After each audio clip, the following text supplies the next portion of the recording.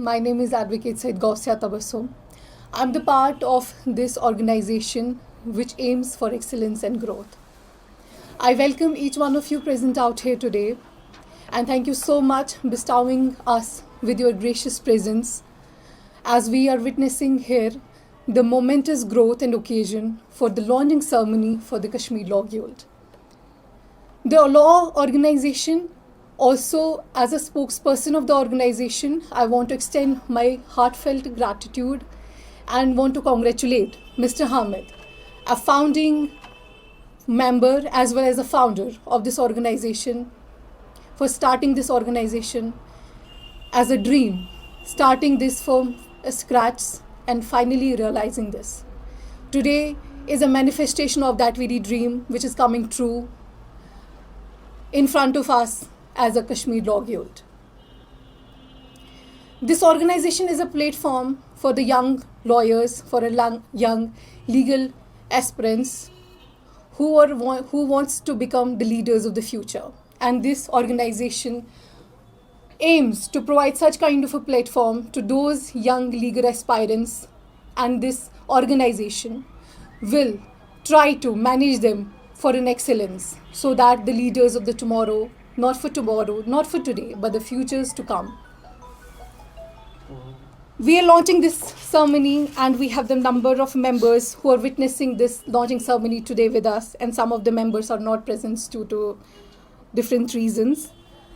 The members who are witnessing the launching ceremony with us today are Mr. Founder, Mr. Advocate Hamid Bhatt, General Secretary Advocate Shabir Ahmad Najjar, Joint Secretary Miss Advocate Uzma Hussain, Treasurer Mr.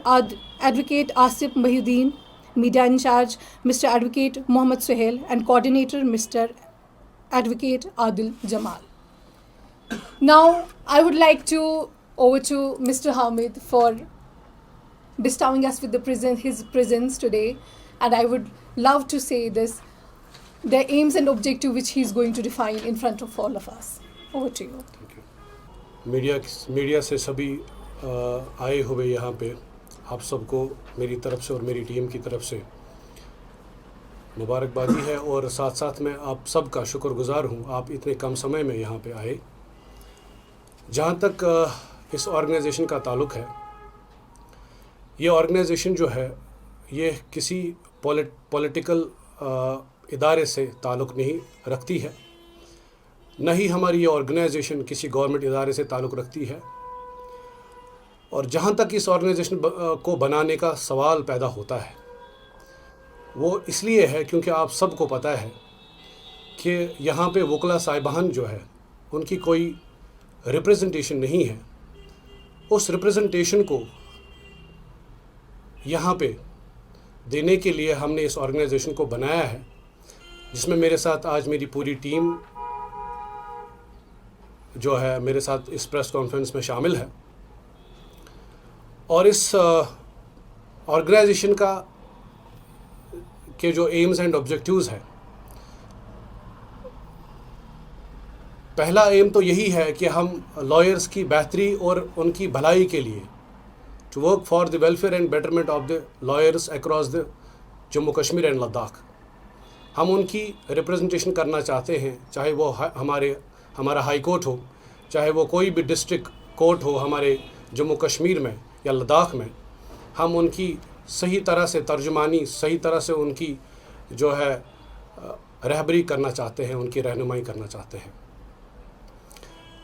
हमारे इस organisation में मैं कुछ ही points आपके सामने रखूँगा, जिसमें हमारा पहला पॉइंट जो है वो ये है कि जो एडवोकेट्स प्रोटेक्शन बिल एक्ट जो है, जो कि 2021 में पास हुआ था, जो कि अभी तक हमारे जम्मू कश्मीर के अंदर अभी इम्प्लीमेंट नहीं हुआ है।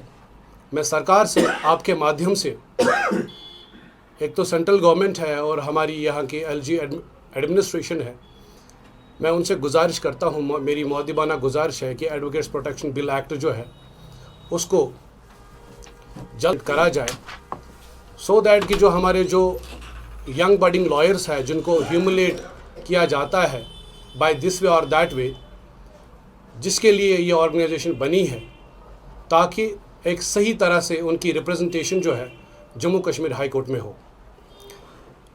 दूसरा जो एम है वो ये है कि to provide free legal assistance to the minority class, specially Kashmiri Pandits, Sikhs and Christians.